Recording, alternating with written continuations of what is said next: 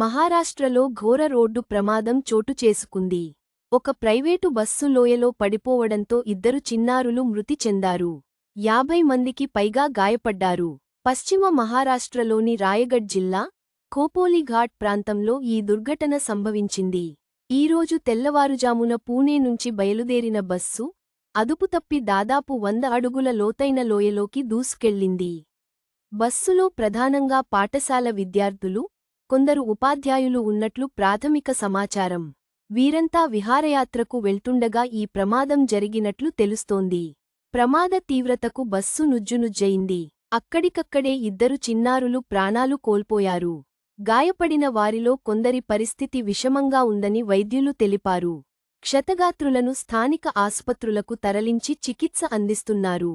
సమాచారం అందిన వెంటనే పోలీసులు, ఎన్డీఆర్ఎఫ్ బృందాలు, అగ్నిమాపక సిబ్బంది, స్థానికులు సహాయక చర్యలు చేపట్టారు. లోతైన లోయ కావడంతో రెస్క్యూ ఆపరేషన్లకు తీవ్ర ఆటంకాలు ఎదురయ్యాయి. అయినప్పటికీ నిరంతరాయంగా సహాయక చర్యలు కొనసాగుతున్నాయి. ప్రమాదానికి గల కారణాలపై పోలీసులు దర్యాప్తు చేస్తున్నారు. బస్సు బ్రేకులు ఫెయిల్ అవ్వడం, లేదా డ్రైవర్ నిద్రమత్తు, అతివేగం కారణమా అనే కోణాల్లో విచారణ చేపట్టారు.